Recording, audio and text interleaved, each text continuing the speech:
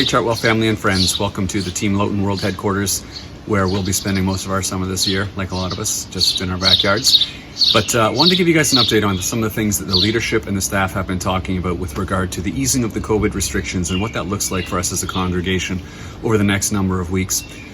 First of all, we want to thank you so much for your patience. We want to thank you for sticking with us through what has been a confusing, difficult, challenging, and sometimes lonely few months. Certainly we all miss being together, and anytime I'm speaking with the elders and the staff, the first thing on our mouths and on our minds is how much we miss being together as a family. And so thanks for continuing to track with us. I know as we've been doing our weekly worship services online and with the e-blasts and the things we're trying to initiate to keep people connected. We really just want to say thank you for continuing to make our family a priority. And so we hope you'll continue to do so in the weeks to come. As it relates to the easing of restrictions and what that looks like for us with regard to worship services on site on a Sunday, the first thing we want to say to you that we can guarantee is that as leadership, as staff, as elders, we're continuing to track really closely with what the government guidelines are. We've received the documents from the government with regard to what protocols would be for gatherings and numbers and the kind of logistical things that need to be in place in order to make a building compliant with public health regulations. It's a long document and there's a lot of detail in there.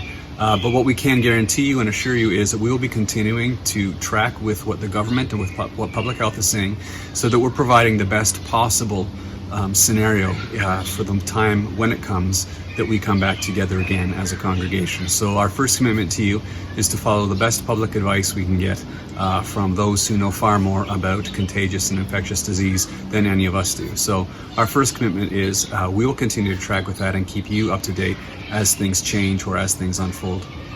The second thing that we want to let you know about, there's been a lot of conversation among the staff as well as among the elders with regard to what we want to do with the most recent easing of restrictions related to the pandemic and whether or not we're going to reconvene on site on Sunday mornings. We really feel, based on what the requirements are of the governments with regard to how many people we can actually have in our building and what needs to happen in order to ensure their safety, we really feel that the best path forward for us at this time is to continue our online services as we have been on Sunday mornings, at least for the foreseeable future, and in our minds that probably means July and August, our typical summer months, unless something radically changes. So at this point, unless there is a broadening of restrictions in terms of the easing and an increase in the number of people that we can actually have together on site, we feel that it's in the best interest of our congregation and the needs of the people represented there, that we continue to meet online on Sunday mornings. And as much as that might be disappointing to some of you, we really feel that it's the wisest course of action at this point, particularly for the sake of those in our congregation, our community, who are among the most vulnerable.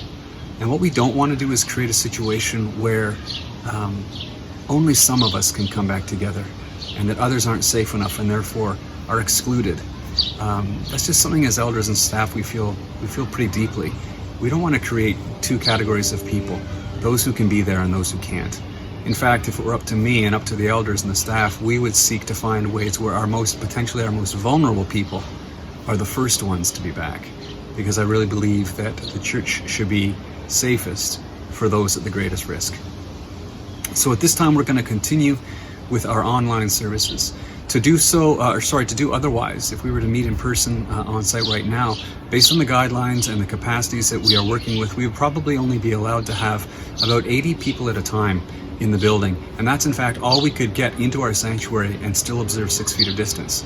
We then have to take away from that all of the people who would be involved in the worship or speaking or running the tech or helping with children or cleaning. That would actually probably reduce the number to around 65 people, give or take, that we could have through in one sitting, which would mean we'd be looking at running 3 to 4 services on a Sunday just to accommodate our normal group. And we just feel that isn't exactly what we're aiming for at this time. And so we're going to continue with our online services. And as things change, and if things change, and we hope they change sooner rather than later, when it is really safe to do so, we want to see more of us come back together in one spot. The third thing we're looking at committing to you guys is that we want to see smaller groups begin to use our facility for some activities, whether it's through the week or on weekends. If there are small groups, provided they fall into that 10 and under category, 10 people, that want to use our facility to come together for worship or for prayer, just some face-to-face time, we want to make the facility available to accommodate that. So we can start to see some small groups using our space. If you're looking for a space to come together as a group, we can make the facility available for that. If other groups from the men's ministry, the women's ministry, youth, children, we want to begin to see our facility at least be used so that we can get small groups of people together, so we can start to have some of that personal interaction, while at the same time observing the protocols that the government has said that organizations like churches need to follow and need to give strict adherence to. It's not ideal. We wish we could throw the doors open and say, come on back. Wish we could light the barbecues on Sunday night and have our family sitting out on the grass and eating together and having our kids there and then coming inside for a service. That's really, really what we were hoping we'd be doing come July 1st. It just doesn't seem that's the case right now. So that's the plan for now. We're going to stay the course on Sunday mornings. We're going to keep you guys up to date with any changes as they come available. And we increasingly want to see our facility utilized by you in smaller group settings where we can still gather safely in smaller numbers and begin to gently ease back into reentry in a way that is going to be beneficial, safe, and best for everyone involved, regardless of their needs. If you have any questions, if you have any concerns, really, we want to hear from you. We really do care about how you're feeling and how we can support you. Watch for a survey, a little form I'm going to send out in the next day or two that's going to try to get a sense of how are you feeling about reentry, how soon would you like to see that happen, and get a gauge of where your comfort level is at. I know there's a real spectrum. Some people would be in there if we opened the doors tomorrow. Some would be a little more reluctant to do that even 2, 3, 4 months from now.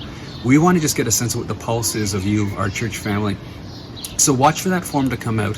It'll probably be in the e-blast, and it may go out as a separate newsletter. I'm not sure yet, but just watch for it. When it says we want your feedback, we would really encourage you to just click the link, fill out that form the best you can based on how you're feeling today. We really want to get a sense of how you, our church family, is doing, because we want this to be a conversation. We want to hear from you. We want to be able to respond to you, and ultimately, we want to really do what is going to be the best for everyone in our family, and not put anyone at undue risk, and make sure that everyone's needs are heard and responded to the best that we can.